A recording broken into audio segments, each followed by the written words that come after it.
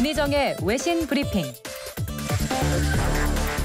감사에 들어온 주요 국제 뉴스들 정리해드립니다. 문희정 국제정치평론가 스튜디오에 나와 계십니다. 어서 오세요. 네, 안녕하세요. 네, 먼저 오늘은 독일 소식입니다. 독일 베를린에서 마스크 착용에 반대하는 시위가 벌어졌다고요? 네, 그렇습니다. 현지 시각으로 29일 독일 정부의 마스크 착용과 사회적 거리 두기에 반대하는 극우 세력들이 이 코로나19 방역을 위한 규제를 철폐하라는 시위를 벌였습니다. 이 독일 전역에서 3만 8천여 명이 참가한 이번 시위는 이 앞서 베를린시에서 감염 확산 우려를 이유로 들어 금지 처분을 내린 것을 법원이 방역 수칙을 준수한다는 전제로 허가해주면서 열릴 수 있게 된 건데요. 네. 하지만 애초부터 방역 수칙에 반대하는 이들이 모인 시위에서 법원이 제시한 조건이 지켜질 리는 당연히 없었고요. 이 참가자들은 마스크 착용은커녕 제국주의 시대 깃발을 흔들면서 나치 구호까지 외치고 또 의회 진입을 시도하기도 했습니다. 이 현지 언론들은 극우 세력과 코로나19를 정치적 음모라고 말하는 이들이 결합된 시위라고 분석했는데요. 베를린 경찰이 시위대 해산을 명령했고 이 과정에서 시위대가 강하게 저항하면서 방역 지침 위반을 이유로 200여 명을 체포했습니다. 네. 이 하루 1,500여 명의 신규 감염자가 발생하고 있는 독일에서는 내년까지 대중교통 이용 시 마스크 착용을 의무화하고 이를 어길 경우 이 벌금 약 7만 원을 부과하는 조처를 시행하고 있습니다. 한편 프랑스 파리와 스위스 쥐리히, 영국 런던, 오스트리아 빈에서도 정부의 방역 지침에 반대하는 극우 세력 수천 명의 시위가 벌어진 것으로 알려졌습니다. 이 유럽 국가들은 강력한 사회적 봉쇄 조치를 내렸다가 지난달 일제히 관광을 재개하면서 다시 확산세가 가팔라졌는데요. 이에 대다수 국가에서 봉쇄 조치를 시행하지 않는 대신 마스크 착용을 의무화하고 있는 상황입니다. 네.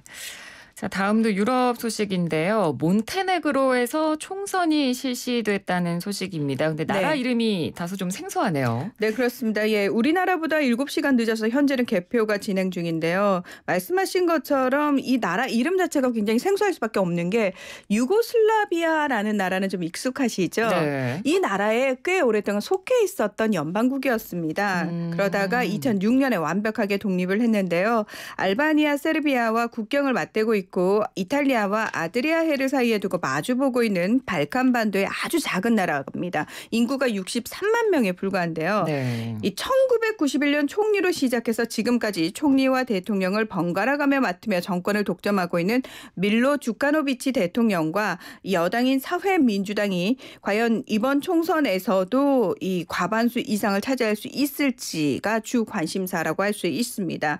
이 냉전 시기에 유고슬라비아가 소련의 영향력 아래 있었던 탓에 몬테네그로 역시 러시아가 여전히 영향력을 끼치고 싶어하는 국가 중 하나인데요. 네. 하지만 주카노비치 대통령이 친서방 노선을 고수하면서 2017년에 북대서양 조약기구 나토에 가입을 했고요. 그리고 유럽연합 EU 가입을 목표로 하고 있습니다.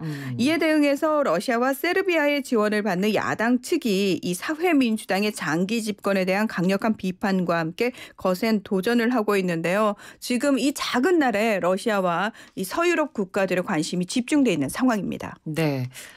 이번에는 일본으로 가보겠습니다. 지난 금요일 오후에 갑작스럽게 아베 신조 일본 총리가 사임 의사를 밝혀서 외신들도 지금 굉장히 관심을 많이 가지고 지켜보고 있죠.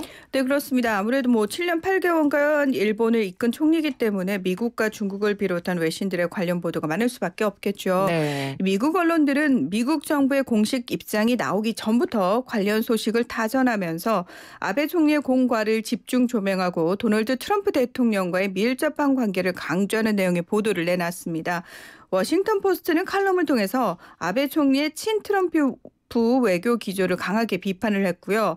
뉴욕타임즈 같은 경우에는 아베 총리의 코로나19 대응 실책을 지적하면서 아베 총리 스스로 치적이라고 내세우는 아베노믹스를 지울 정도였다. 이런 평가를 내놓기도 했습니다. 네. AP통신도 아베 총리는 코로나19 대응 탓에 여론의 비판을 반복해서 받았다면서 지지율 급락 요인을 설명하면서 사임 소식을 전했습니다.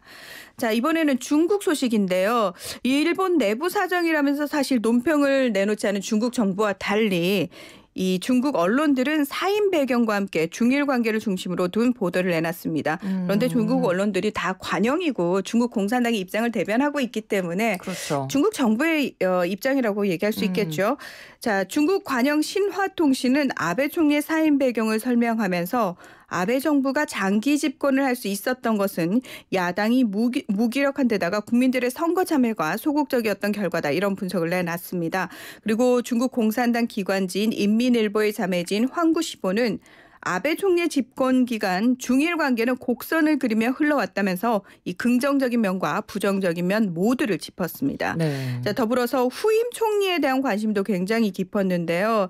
아무래도 이 중일 관계 아베 총리 때 별로 좋지 않았기 때문에 후임 총리에 거는 기대가 높은데 중국 측의 요구를 담은 내용들을 주로 보도 형태로 내놨습니다. 네. 황구시보는 일본은 미국의 통제에서 벗어나서 독립성을 더 키워야 한다면서 미일 동맹을 유지하면서 중미 사이의 전략적 균형을 이루는 것이 일본의 이익에 부합한다. 이런 지적을 내놨습니다. 네. 자, 이제 일본 아베 총리 사임 그 이후 전망은 저희가 잠시 뒤에 나우 인터뷰에서 전문가와 함께 준비를 하고 있고요. 자, 이제 끝으로 일본 선박 기름 유출 사고 관련 소식입니다. 모리셔스에서 이 관련 사고로 인해서 돌고래들이 떼죽음을 당했다는 소식을 저희가 전해드렸었는데 네. 이와 관련해서 대규모 반정부 시위가 모리셔스에서 일어났다고요? 네, 그렇습니다. 현지 시각으로 29일 모리셔스 수도인 포트루이스 도심 대성당 앞에서 7만 5천여 명이 모여서 정부의 기름 유출 사고 대응 실패에 항의하는 시위를 벌였습니다. 이 기름 유출 해역 인근에서 돌고래 40마리가 숨지거나 중태에 빠진 채 발견되자 분노한 주민들이 사고에 적절한 대응을 하지 못한 총리의 퇴진을 요구했는데요. 돌고래들 입에서 검은 기름이 발견되고 온몸이 기름으로 범벅이 돼서 고통스러워하면서 죽어가는데도 모리셔스 정부 측은 이 사고와의 관련성을 부인해서 분노를 더 키웠죠. 네. 자, 이번 시위는 해양 전문가인 장 브루노 로레트의 제안으로 성사된 건데요. 그는 모리셔스 정부가 이 기름 유출 현황에 대한 진실을 숨기고 있다고 주장하면서 환경부를 상대로 소송을 제기한 상태입니다.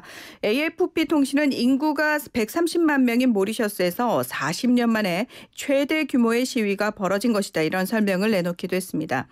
자, 일본 선박이 산호초에 걸려서 좌초된 사고가 발생한 것이 지난 25일입니다. 그러니까 지난달 25일입니다. 네. 그리고 기름 유출 사실을 모리셔스 정부가 확인한 것은 그로부터 무려 12일이나 지난 이달 6일입니다. 그러니까 따라서 사고 직후에 좀 신속하게 대처를 했더라면 지금의 비극은 어느 정도 막을 수 있었을 텐데 네. 이 아니라고 무능한 모리셔스 정부로 인해서 이 돌고래뿐만 아니라 멸종 위기에 처한 수많은 동물들이 위험에 처했고요. 그리고 대부분 관광이나 어업으로 생계를 꾸리는 모리셔스 주민들 역시 생존 위기에 직면하게 된 것이기 때문에 사실 어떤 의미에서는 이 주민들의 분노가 너무 당연해 보이죠. 네, 그런 것 같습니다. 오늘 소식 잘 들었습니다. 고맙습니다. 네, 고맙습니다. 네, 지금까지 문희정 국제정치평론가였습니다.